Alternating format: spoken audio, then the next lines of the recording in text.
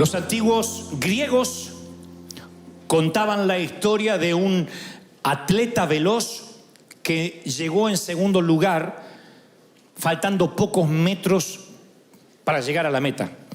Entonces se paró exhausto, insisto, pocos metros antes de la final, porque alguien le ganó la delantera y él veía que toda la multitud, el gentío, el público vitoreaba, pero no a él, sino al ganador. Él llegó, insisto, en segundo lugar.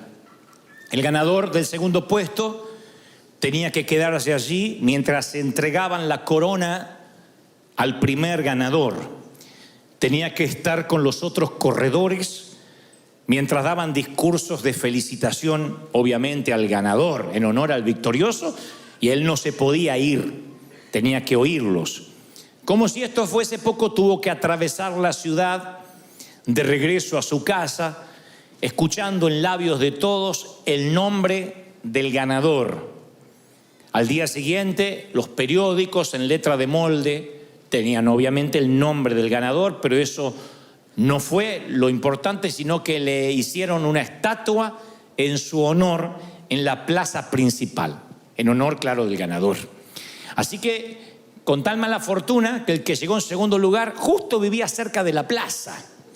Y cada vez que salía se topaba con la figura de aquel que le había ganado la meta por pocos metros. Así que empezó a verse a sí mismo como un perdedor, pensando por qué no fui yo el que merecí los vítores, los discursos y obviamente la estatua, ¿no es cierto? El monumento. Así que el resentimiento, dicen los griegos, se le instaló en su alma y en su corazón, de modo que no lo dejaba dormir, pensando lo cerca que pudo haber estado de ser él el galardonado. Cuando el sueño le era esquivo, cuando no podía dormir y el insomnio venía para quedarse, el caballero se levantaba por las noches e iba hasta la plaza con un pequeño cincel y raspaba la piedra de la base. No hacía nada con eso, no lograba destruir el monumento, pero sentía que cuando el cincel pasaba por la base, de algún modo estaba erosionando el honor que le habían dado a su contrincante. Noche tras noche iba con el cincel y trataba de erosionar la base. La historia dice que una noche, después de mucho tiempo, raspó un poco de más la piedra y la figura maciza del atleta se derrumbó y cayó hacia adelante con tal mala fortuna que lo aplastó. ¡Pac! Y la figura del atleta, la imagen del atleta aplastó al hombre que trataba de cincelar su base. Murió aplastado justamente por la imagen del hombre que despreciaba. Alguien dirá que el hombre con el cincel murió en ese instante, aplastado, pero no fue cierto. El hombre empezó a morir mucho antes. El peso del resentimiento lo destruyó día a día, pensamiento tras pensamiento, suspiro tras suspiro, hasta transformar su alma de campeón orgulloso en un cincelador barato, o lo que es peor, en aquel que raspa la buena fortuna de otro. Los griegos acuñaron esta historia para reflejar lo que el resentimiento puede ocasionar. ¿Qué es el resentimiento? Es el enojo que se mantiene y se multiplica con el tiempo. Enojarnos podemos enojar todos. La ira no deja de ser un sentimiento noble.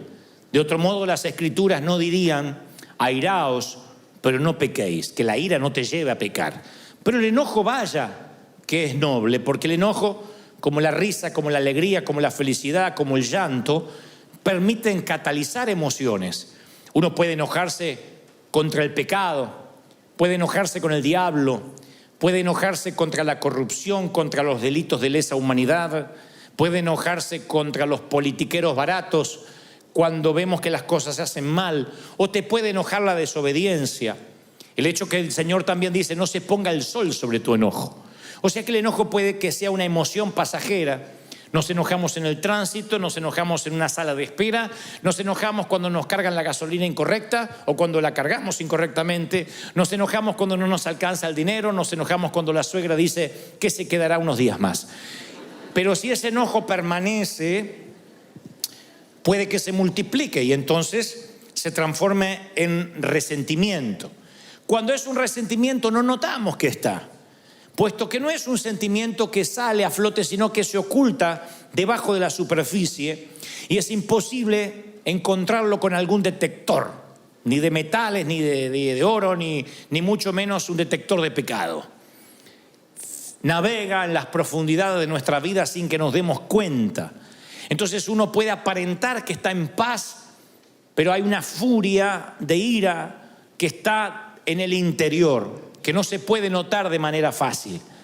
Puede que demos la impresión de una figura serena, pero empieza a crecer ese sentimiento horrible, porque ahí está, escondido, reprimido, abriendo sus fauces subterráneas de veneno, que tarde o temprano va a infectar al resto de las relaciones. Infecta. Es un efecto colateral. Cuando uno está resentido, todo lo que toca empieza a ensuciarse o a envenenarse. No nos damos cuenta, pero nos volvemos de alguna forma personas tóxicas. La toxina que uno libera cuando uno tiene resentimiento, cuando uno tiene dolor, a lo mejor es inherente a nosotros, ni nos damos cuenta que la estamos liberando. Pero nuestros hijos empiezan a tener el mismo nivel de vida, nuestros amigos empiezan a saber que hablar con nosotros siempre es quedar con un sabor agridulce. Hay gente que al hablar te deja un sabor agridulce.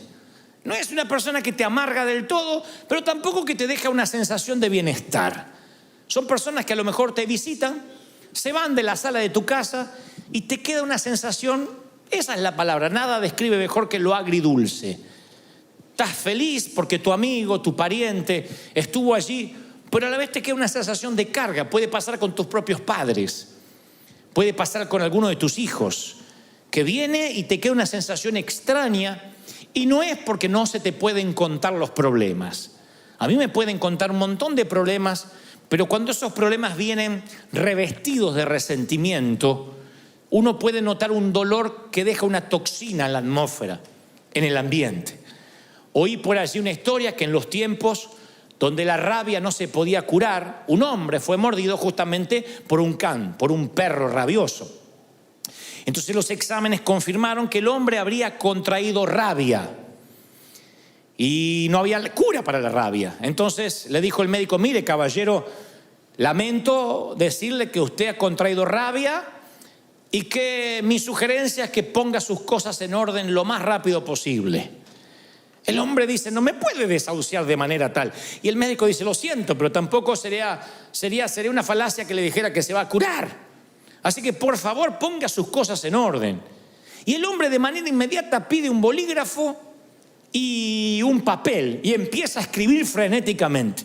El médico, suponiendo que el paciente necesita su espacio, lo deja. Al rato regresa y dice: me agrada que empezó a escribir porque veo que empezó a trabajar en su testamento. Y el caballero dice: no, es la lista de personas que tengo planeado morder antes de morir.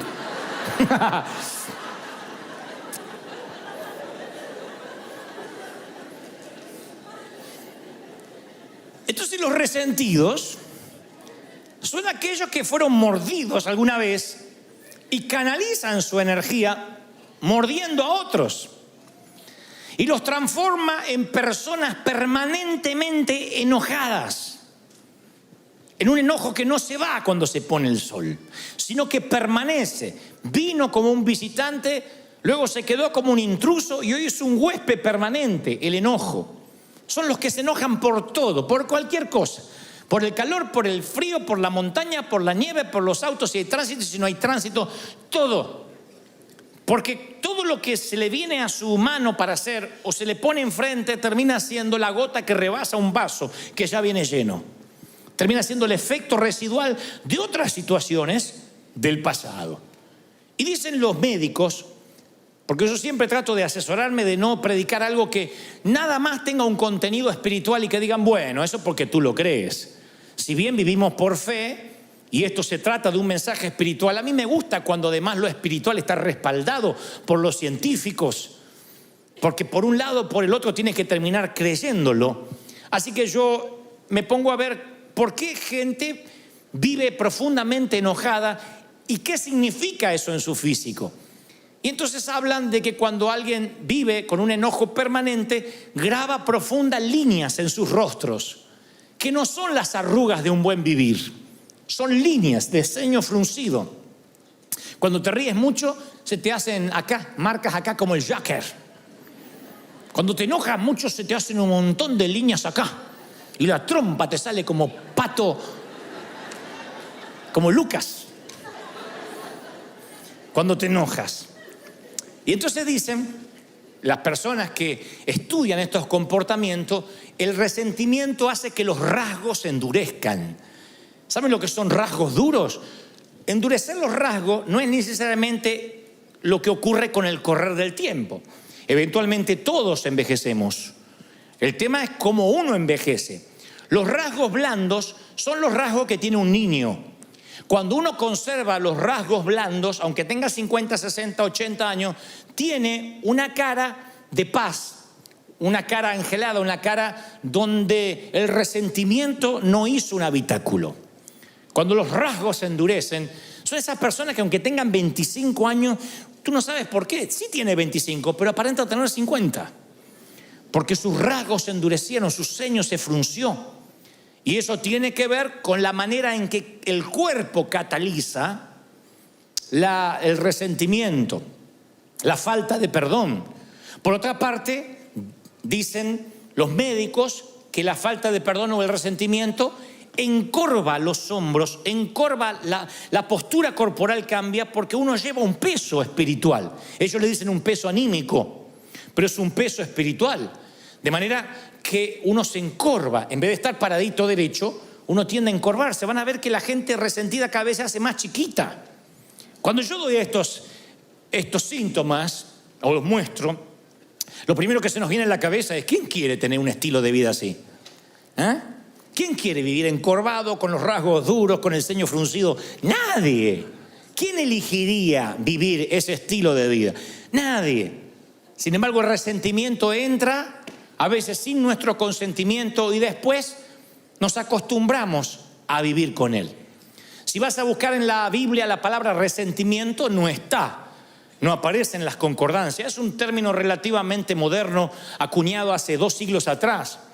Pero Pablo, el apóstol, utiliza una frase que se acerca mucho al significado de manera sorprendente. Y cuando les diré dónde, se van a sorprender más todavía. En el capítulo del amor aparece lo más parecido al resentimiento. En 1 Corintios 13, donde está la prosa más elegante acerca del amor, allí aparece semi-escondido lo que sería contrario justamente al amor puro, el resentimiento. Es aquel versículo 5 donde dice: el amor no hace nada indebido. Claro, esa es la traducción, en este caso al español. El amor no hace nada indebido. Sin embargo, en el original griego, en el hebreo también tiene un significado, pero en griego me gusta más porque se asemeja a lo que realmente es la amargura o el resentimiento. El original dice logizomai, Logizomai, logizomai. Entonces dice: el amor no es logizomai. Y uno diría: ¿qué es eso? ¿Qué no es logizomai? Bueno, es una palabra de los contadores públicos certificados de la época. En el primer siglo, cuando la gente tenía una deuda que no podía pagar y se transformaba en un moroso constante, no iba a collection, ni le llegaban cartas de desalojo. Había contadores que anotaban su deuda en lo que se llamaba un libro mayor de contaduría. Y esa deuda era escrita en tinta, con una pluma. O sea que no se podía borrar, quedaba parte de tu background. Vivías como moroso o como un mal pagador el resto de tu vida. Algo así como el background que podemos tener nosotros ante la ley. Alguien que comete un ilícito o un acto delictivo, inmediatamente eso forma parte de su hoja de vida. Y aún así pagues tu sentencia, pagues tu deuda con la sociedad, cuando salgas de la cárcel, aun cuando cumpliste, insisto, tu condena, cruzas una luz en rojo, inmediatamente el policía coloca tu placa o tu nombre en su computadora y le aparece que estuviste en la cárcel y por qué razón. Eso se llama tus antecedentes penales. En el primer siglo no había un sistema computarizado de antecedentes penales, pero había un libro mayor de los contadores que era justamente lo que el apóstol dice, el logizomai. Y Pablo dice, en el verdadero amor no hay libros contables, no hay contaduría, nadie te lleva la contabilidad de tus metidas de pata. El verdadero amor no publica tabla de posiciones, quién salió primero y quién salió segundo. El verdadero amor no hace lista de a quienes tienes que morder. El verdadero amor, y esto le da título al mensaje, se acuerda de olvidar. El verdadero amor te dice, acuérdate de olvidar. No lleves libros contables de lo que te hicieron, cómo te hicieron, cuándo te lo hicieron. Porque el verdadero amor no lleva contabilidad. Eso es cuando se traduce en el verdadero amor, no hace nada indebido. Dios se olvidó y se olvidó de que se olvidó. Y te dice, acuérdate de olvidar. David, el hombre conforme al corazón de Dios, que en los asuntos del corazón era ¿qué puedo decir? El Pablo Cortázar de la época. Era Gabriel García Márquez. Con el mayor respeto que me merece David, no lo estoy comparando con estos autores, pero digo, el escritor del amor por excelencia. Sus salmos podrían componer millones de canciones hasta la fecha. Y este campeón del amor y este hombre conforme al corazón de Dios está en el lecho de muerte, David, y hace entrar a su hijo Salomón al cuarto y le da un consejo final. ¿Qué creen que le dice? ¿Cómo batallar? ¿Cómo pelear sus batallas? ¿Cómo luchar contra el orgullo? ¿Cómo no pecar? No creerán cuál es el consejo que le da en el último aliento a Salomón. Primera de Reyes 2:5 nos deja un registro de esas patéticas palabras. Y perdonen que les estoy bajando de la cúspide a David, pero David, así como era el tremendo hombre del Señor, también tenía un montón de fallas, y entre ellas esta. Le dice a su hijo, ya sabes tú lo que me ha hecho Joab, hijo de Sarvia, lo que le hizo a 2 de mis generales del ejército de Israel, a los cuales él mató, derramando sangre en tiempo de paz.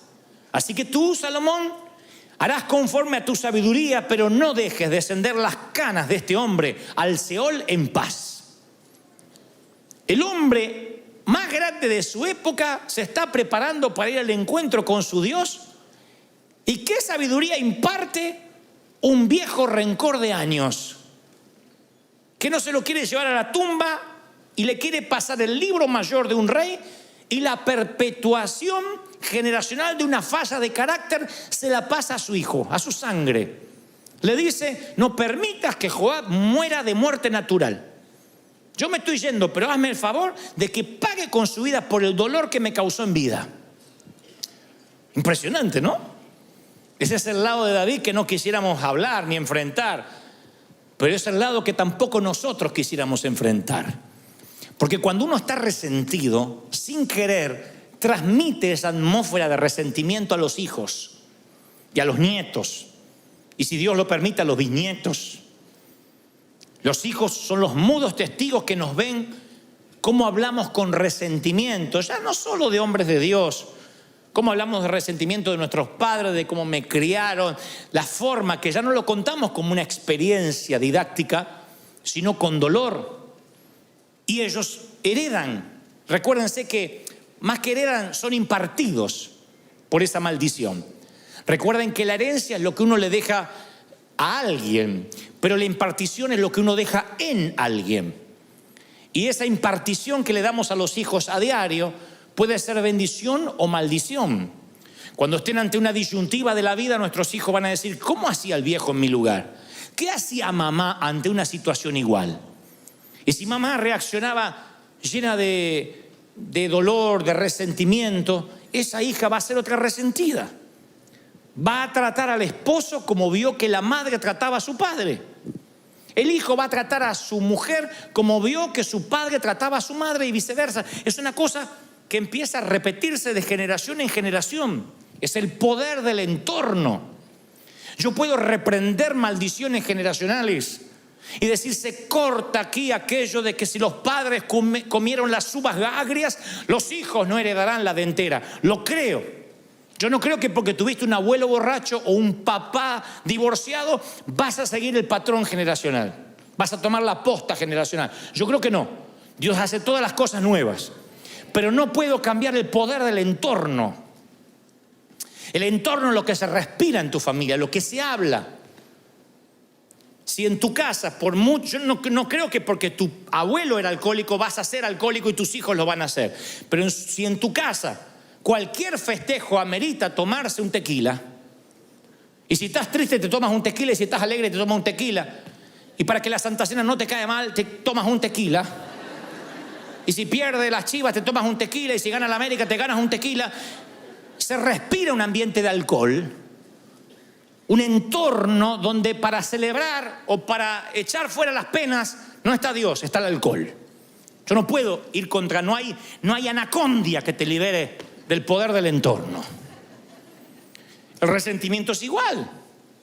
Cuando en las mesas familiares se empieza a hablar de todo mundo, cuando los hijos aprenden que después del servicio la comida es para hablar de todo lo que estuvo mal y qué hizo el ujier y por qué lo hizo el otro y por qué la otra se cortó el pelo y fíjate la que se puso y aquella que está fajada y la cosa que se piensa que es, aquella gorda que le creció el trasero. Cuando todo eso lo hablas en la mesa, ese entorno genera críticos, genera gente que detesta la hipocresía, pero también detesta la iglesia. Lo generas. Es lo que David explícitamente hace con Salomón. Véngame, quiero que vayas y le hagas tener una muerte indigna a Joab, porque yo me quiero ir tranquilo de que me vas a pagar, no me dan la fuerza para continuar con el resentimiento, así que te lo voy a heredar, te lo voy a impartir.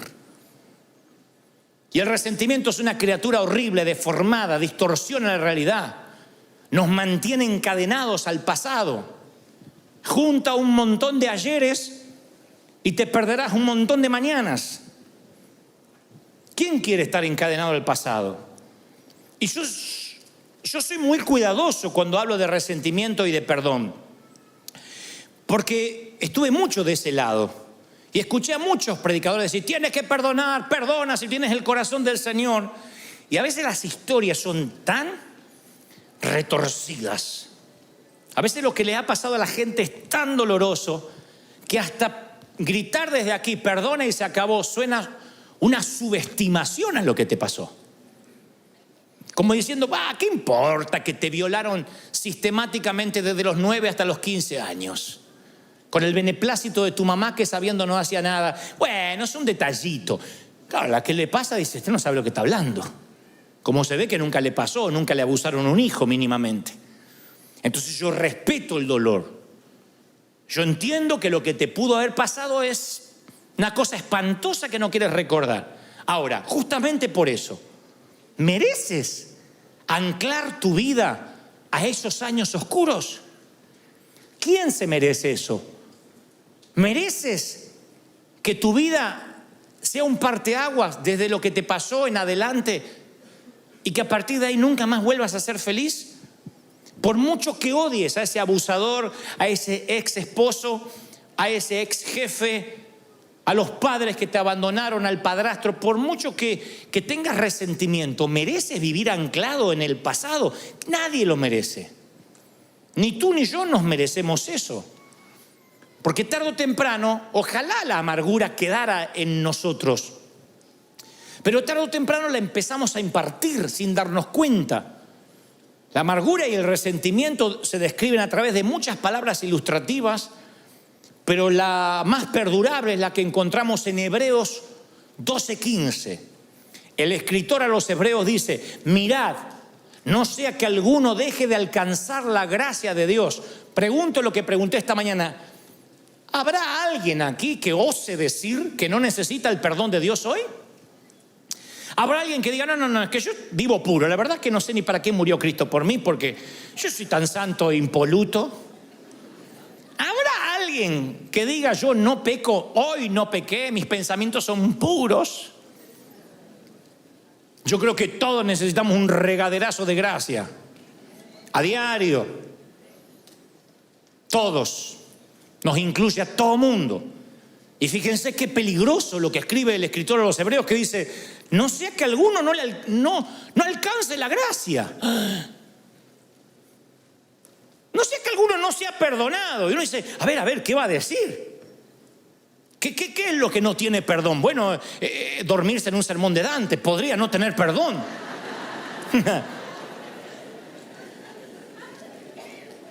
No, dice que brotando alguna raíz de amargura los estorbe y sean muchos contaminados. Para que una raíz de amargura brote, la amargura tiene que estar subterránea, si no, no brota. Para que algo brote tiene que estar abajo sembrado. Y si dice que la amargura brota, es porque la amargura está debajo. En algún momento la semilla del rencor cayó en esa tierra. Si no, ¿cómo va a brotar rabanitos o tomates? ¿Cómo va a brotar brócoli si nunca sembraste brócoli? Y dice, no sea que les brote una semilla, una raíz de amargura y los estorbe. Imagínate que te pierdes la gracia de Dios porque tú no das gracia. Me hiela la sangre pensar que porque yo no puedo perdonar, Dios tampoco me perdone a mí. Y el Señor, por si a alguien le queda duda, dice, sí, con la misma vara que medís, serás medido. Con la misma vara. Es bíblico.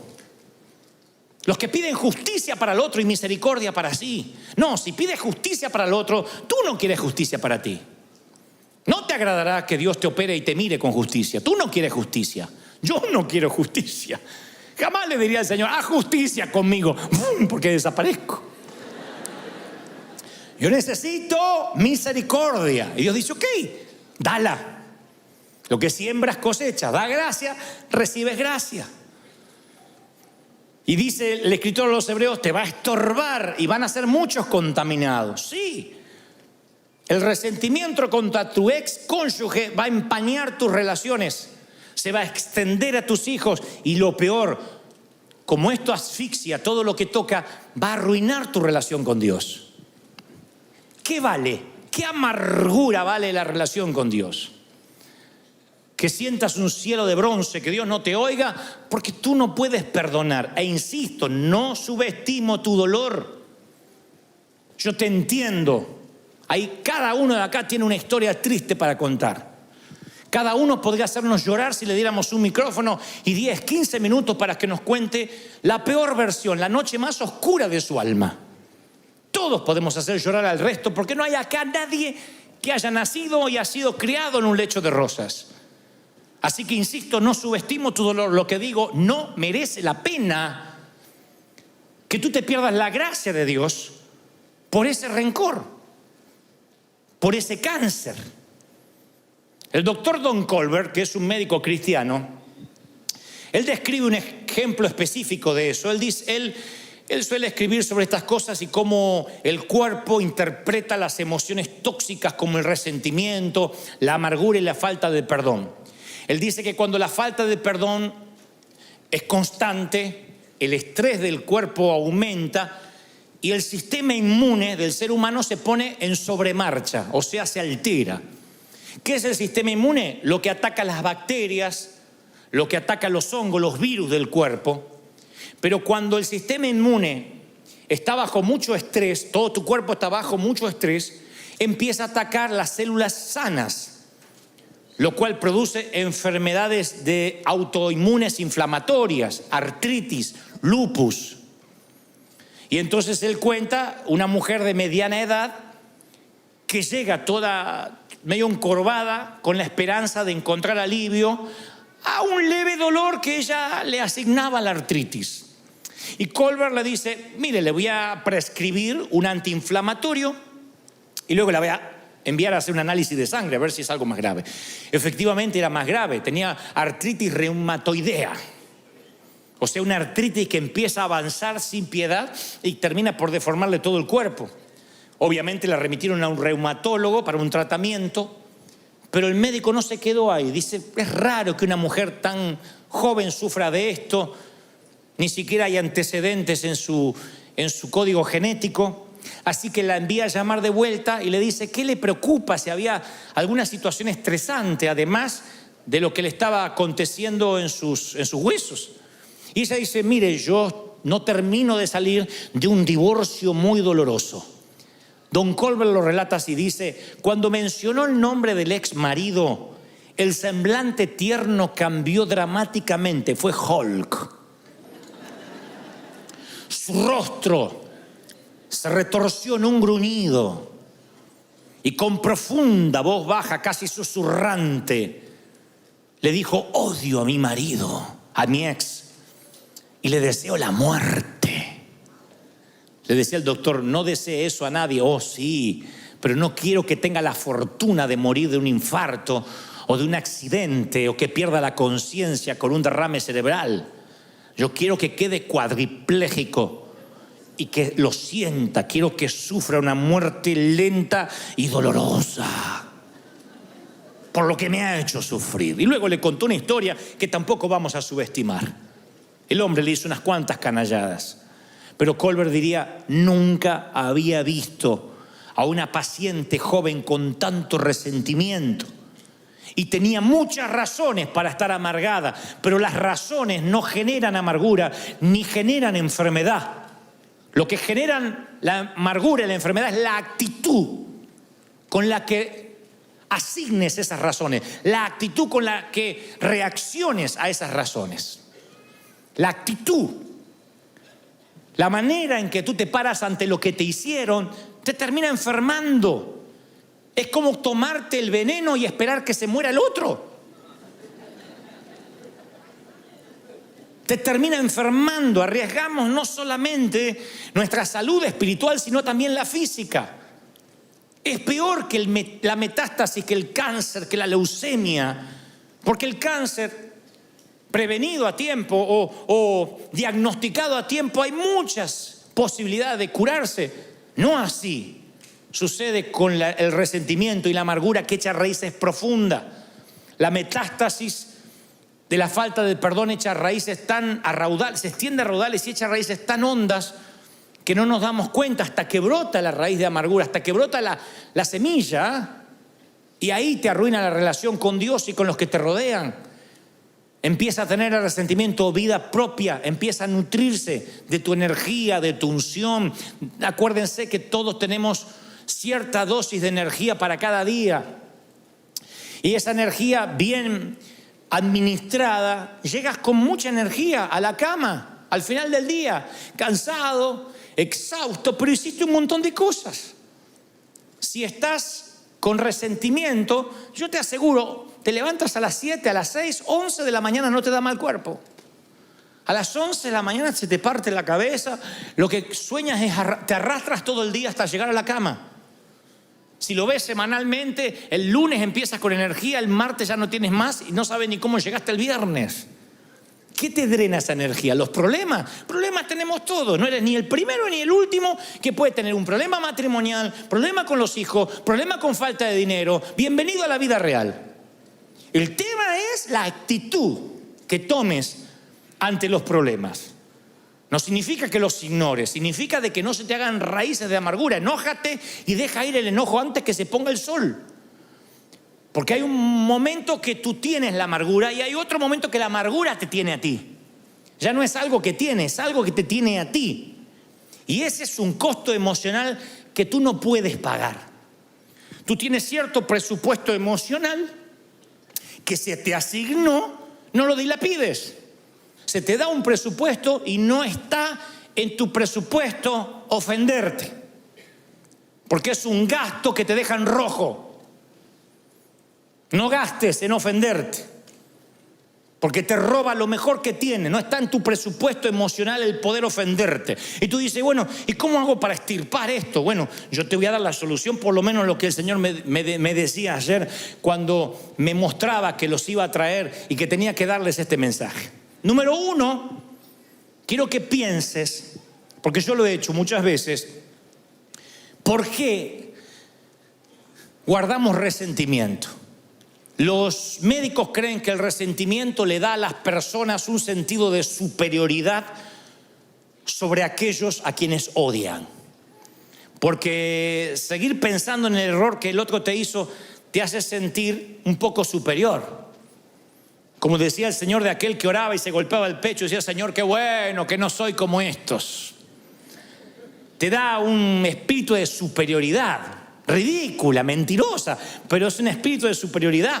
Es una manera insana de ubicarse un poco más alto en la jerarquía de la cadena alimenticia humana. Bueno, sí, está bien, me hizo eso malo, pero yo soy bueno. Yo soy bueno, no le guardo rencor. Y no sale de la boca. El resentimiento te ubica en el asiento del juez y te da un martillo. Y produce un placer neurótico y un orgullo espiritual.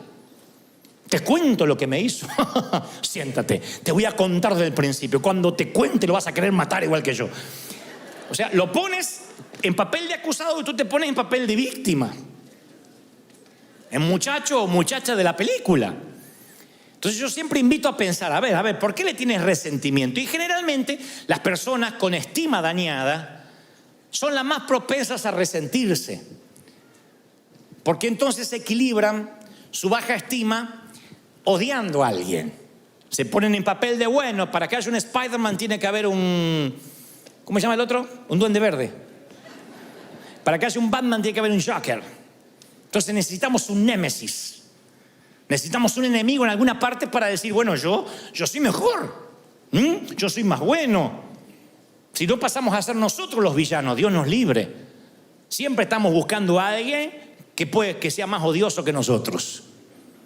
Entonces nos ubica en una postura, en una jerarquía superior. Así que yo siempre le invito a las personas con resentimiento, vamos a pensar. Y luego le digo, escríbelo, porque a veces lo he hecho. Uno de los mejores dones que Dios nos ha dado es el talento de operar una lapicera sobre el papel. Entonces yo le digo, a ver, escribe lo que te hizo. Usted dice, no, es que yo sé lo que me hizo, no necesito escribirlo. Pero yo le digo, escríbelo, porque es increíble cuando uno lo escribe, como cuando uno quiere poner esos sentimientos ante la vista, uno se sorprende, no sabe qué poner. Cuando uno los tiene que escribir. Hay familias que están peleadas por años y ya no se acuerdan por qué. Porque los antagonistas, los que se pelearon, están muertos. Resulta que la abuela Ana, la abuela materna, se peleó con los de la otra esquina y las dos familias se odian como los Montesco y los Capuleto de la obra de Shakespeare y no saben por qué. No, es que una vez la abuela le fue a pedir un poco de aceite y el condenado no le prestó y hasta los nietos se odian por un poco de aceite. A veces familias enteras están disasociadas completamente por problemas que viajan, navegan en los canales subterráneos de la sangre, impartidos, y no sabemos por qué. Cuando uno le dice a esos hijos, anótalo en un papel, les parece una ridiculez cuando exterioriza los sentimientos y se da cuenta que no vale en absoluto la energía emocional que están gastando. Cuando uno los escribe son sentimientos vagos, amorfos, que dices, bueno, a ver, es que, porque hay cosas graves, un abuso, una violación, una infidelidad, pero después hay lo que yo llamo sensaciones. Yo decía en el servicio anterior que en esta iglesia los líderes, los pastores, a la hora de aconsejar siempre decimos, no me hables de sensaciones. Yo estoy harto, me crié en una iglesia donde todo era sensaciones. Pedían una entrevista pastoral, es que siento que no me aman. Siento que cuando entro dejan de hablar lo que están hablando, así que siento como que hablan de mí. Entonces uno le dice, bueno, a ver, ¿tienes pruebas? Bueno, no, pruebas como pruebas no, pero siento. A veces viene gente y dice, yo siento que tal matrimonio está mal. Lo siento cuando los veo, lo siento y lo siento. ¿Y qué estuviste en la habitación? ¿Te contaron? No, pero siento. El otro día vi detalles, cosas que siento y me preocupan. Imagínense si la iglesia multitudinaria se manejara por sensaciones. Entonces yo suelo decir, a ver, si tuvieras que llevar esto ante un juez, que te dice, a ver, acá tenemos 15 minutos para tratar su caso. No me venga con sensaciones, véngame con pruebas, con testigos. ¿Qué pasó? Ah, bueno, no, pero yo vi que movía los labios y parecía que dijo mi nombre. Sensaciones. La mayoría de los resentimientos vienen por sensaciones. Por cosas que no tienen asidero. Entonces, cuando uno las escribe, se da cuenta, no tengo pruebas, me estoy preocupando sin asidero, sin tener de qué. Es como el niño que está asustado en la oscuridad en la película Monster Inc., la primera, donde el niño ve la manga de un saco, de una chaqueta, y cree que es un monstruo. Cuando enciende la luz, el padre se da cuenta que es una chaqueta. Y lo mismo pasa cuando traes tu amargura de la oscuridad hacia la luz. A ver, ¿por qué estoy amargado? Te das cuenta que son tonterías, son sensaciones. Hay remordimientos de años porque alguien te dijo no a una invitación a cenar. No lo invito nunca más en la perra vida.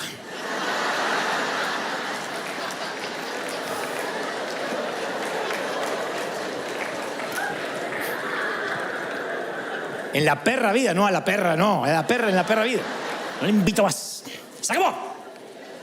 Me cerré. Y cuando yo me cierro. Y por ahí el otro no tenía ganas de ir a comer. Y se arman unos problemas. Unos resentimientos. Ni les cuento cuando en nuestra iglesia un muchacho se ponía de novio con una muchacha y no llegaban al casamiento.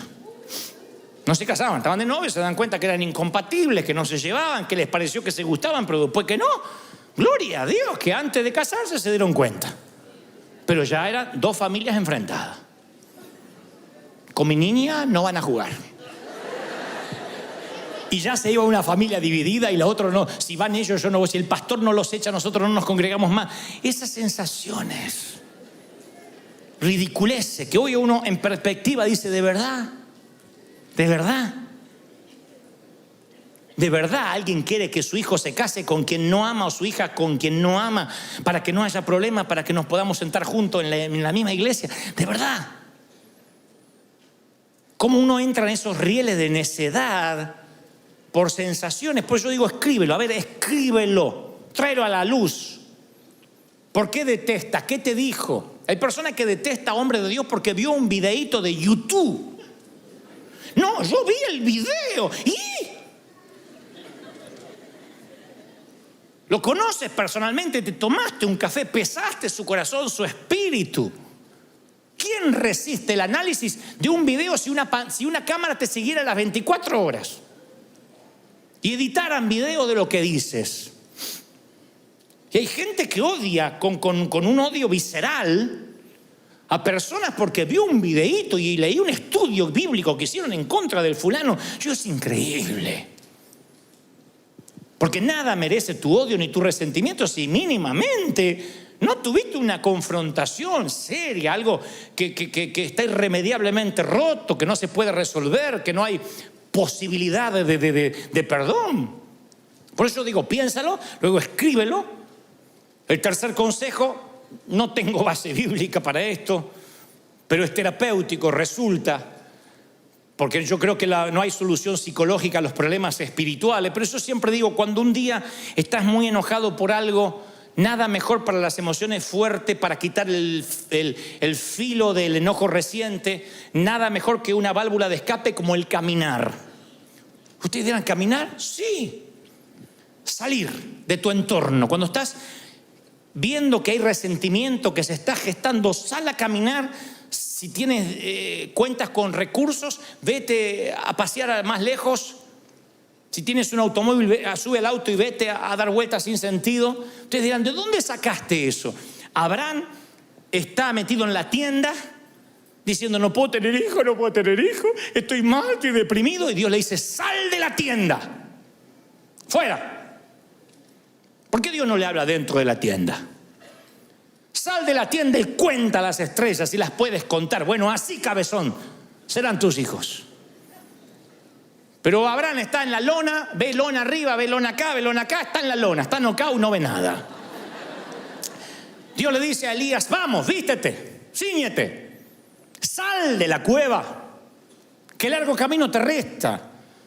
Mi consejo cuando hay resentimiento, no te quedes hecho un ovillito tirado en el sillón mirando La Casa de Papel, porque no te resuelve nada. No resuelve eso las cosas. Cuando ves que hay un sentimiento que está creciendo, tienes que salir, despejar la mente. Háblame, Señor. Cantar, mirar los árboles, no sé, parece una bobería, pero es algo que el Señor le pedía a sus profetas. Muévete, sal, quiero hablar contigo. Corre, transpira esas emociones. Que vaya saliendo el rencor así mientras caminas. Después de 20 minutos quemas grasa, después de media hora quemas rencor.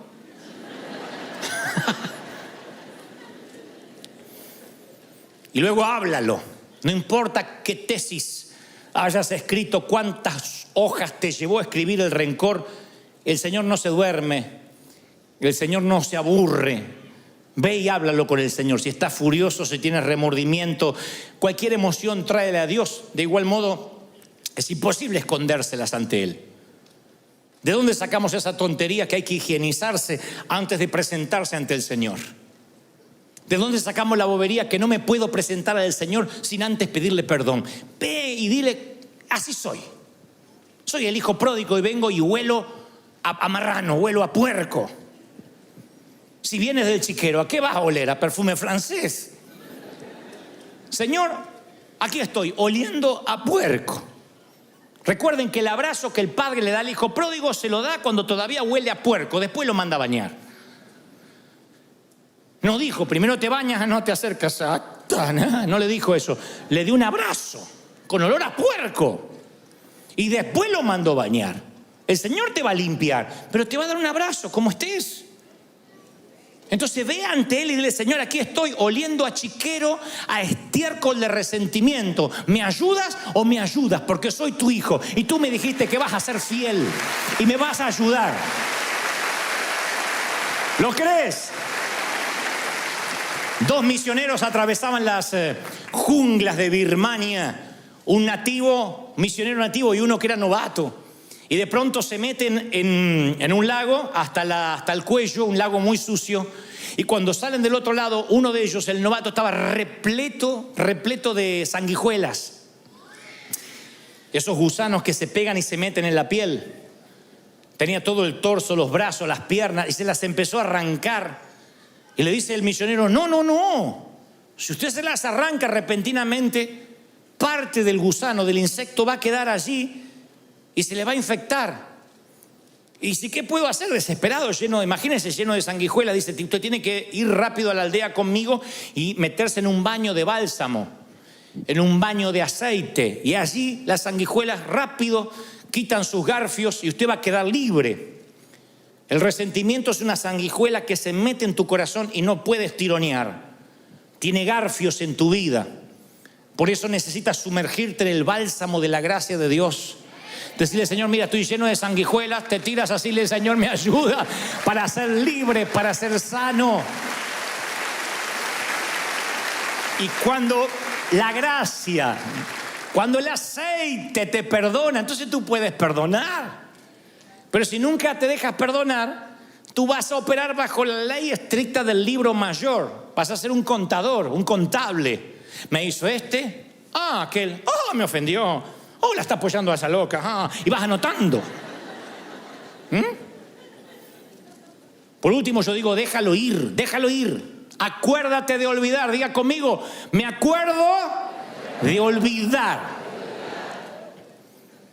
Entonces, sea un olvidadizo generoso, minucioso. No seamos una rata guardadora, acumuladora. Uno se vuelve literalmente, quiero que la frase se nos pegue, porque a mí me duele cuando me dicen, no seas una rata acumuladora. La rata suele poner cosas en sus madrigueras y acumulan. Y uno tiene que aprender a desechar, a no guardar, a tener una amnesia selectiva. A decir, me voy a acordar de olvidarme. Una amnesia selectiva. A ver esto, al trash, a la basura. A ver esto, como cuando limpiamos el escritorio de la computadora. Como cuando limpiamos el celular. Cuando sacamos las cookies de sitios donde navegamos que nos ocupan espacio y nos quitan gigas de memoria. Decir, a ver esto, lo que me hicieron en 1982. Ya está. El partido que Argentina le ganó a México ya está. Yo sé que es una amargura difícil de las sanguijuelas muy arraigada, pero ya está. Hay que dejarlo ir. No podemos estar sumando lo que nos pasó, más lo del 94, más lo del 2002, más lo del 2003. Hay que tener una amnesia selectiva y decir, yo es un presupuesto que no estoy dispuesto a pagar. Porque si estás enojado con alguien, lo cargas en tu espalda. Si te enojas conmigo, me llevas en la espalda toda la semana. Y si a la vez te enojas con tu suegra, vamos los dos. No me hagas eso. Es tu suegra, no la mía. No me pongas en tu espalda con ella. Viaja liviano y disfrutarás del viaje, porque aparte es la única manera de viajar que tenemos. Se supone que esta es la marca registrada de los hijos de Dios, que pagamos bien por mal. Que bendecimos a los que nos maldicen. Se supone que esa es la manera, no hay otra. Miren, yo les voy a regalar esta historia. Antes de culminar, se la regalé en el primer servicio también a los que estuvieron temprano. La palabra dice que el verdadero amor echa fuera el temor, pero también echa fuera muchas otras cosas. Entre las cosas que echa es el resentimiento, lo echa fuera. Pero yo alguna vez oí una historia en que el amor y el resentimiento compartieron un cuarto en una sala de hospital. En la sala de hospital había dos caballeros enfermos, uno de los riñones y otro de los pulmones. Debido a la condición de ambos, no podían tener un televisor, puesto que habían prescripto paz absoluta para la pronta recuperación de los dos. Entonces, en la habitación había una cama de un caballero que daba a la puerta interna del hospital y otra cama que daba al ventanal, a una ventana. Ambos estaban postrados. Uno de ellos, quien sufría de los pulmones, se daba el lujo, promediando 1 o 2 de la tarde, de sentarse en la cama, erguirse un poco y mirar por el ventanal. ¿Qué ves?, le decía quien estaba al lado de la puerta. Y el que estaba al lado del ventanal le empezaba a contar cosas como, bueno, son las 2 de la tarde y veo a la pareja de siempre que llegan al banco de la plaza. No me digas que esto da a una plaza. Oh, sí, una plaza maravillosa donde hay una banca que se presta para los enamorados y enfrente un lago con cisnes. No sabía que había cisnes por esta zona. No los hay. Pero cuando hay un lago tan acogedor, los cisnes hacen un sitio permanente para ellos. Y patos. ¿Qué más? Deberías ver los niños que llegan promediando las 3:15 de la tarde cuando salen de su colegio y empiezan a corretear. Y también las vecinas que cuentan los chismes del día. Algunas señoras son muy bonitas, por cierto. Y cuéntame más. Y cada día, quien miraba a la ventana le contaba a quien estaba del lado de la puerta el mundo que se abría detrás de las cortinas. Pero una semillita de enojo entró en el que estaba del lado de la puerta, porque en cierto momento pensó, luego de varios días, ¿y por qué no me tocó a mí del lado de la ventana? ¿Y por qué tengo que imaginarme con ojos imaginarios, valga la redundancia, lo que él ve con ojos reales? Y anidó ese enojo mucho más allá de cuando se puso el sol, de manera que subterráneamente le quedó una semilla de amargura que, como todo cáncer, empezó a crecer. Con el pasar de las semanas ya ni quería escuchar al amigo que le relataba lo que había por las ventanas, porque maldecía que él no había gozado la suerte de estar él contemplando aquello que se veía detrás de las cortinas. Su enojo hizo que tuviera un bajón anímico y los médicos notan de que sorprendentemente empieza a empeorar, que sus niveles de toxinas crecen, su glucosa empieza a variar. No entienden tal desmejoría, pero está tan amargado porque no puede ver por la ventana que empieza a ponerse grave. Pero lo que sucede después es más sorprendente. Una de las noches, el compañero que suele estar del lado de la ventana tose sin parar, se ahoga, llegan los paramédicos, lo llevan a cuidados intensivos y nunca más vuelve. Falleció. No resistió, seguramente, a un virus intrahospitalario.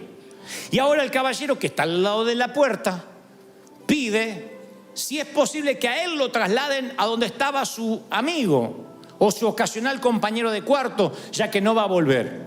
Los enfermeros consideran que es un pedido noble, así que le cambian la cama y lo ponen del lado de la ventana. Y él inmediatamente, apenas se van los médicos, se reincorpora para ver él lo que apenas podía soñar a través de los ojos del amigo. Y descubre que en la ventana hay un gran paredón.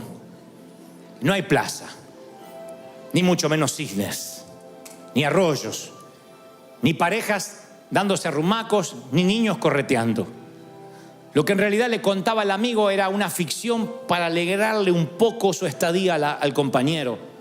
Lo que estaba haciendo era un favor para él, y él lo apagó con su rencor y con su resentimiento. Nunca olvido la historia, porque nos enseña que lo mejor de esta vida suele ser gratis y no hay razón para estar resentido. Las mejores cosas todavía no te las han cobrado: el respirar, el vivir, el contemplar. Y a veces, por mirar la estatua de alguien más, en lugar de ser un campeón y volver a competir, nos volvemos en un cincelador barato. Nos transformamos en simplemente el que raspa la fortuna.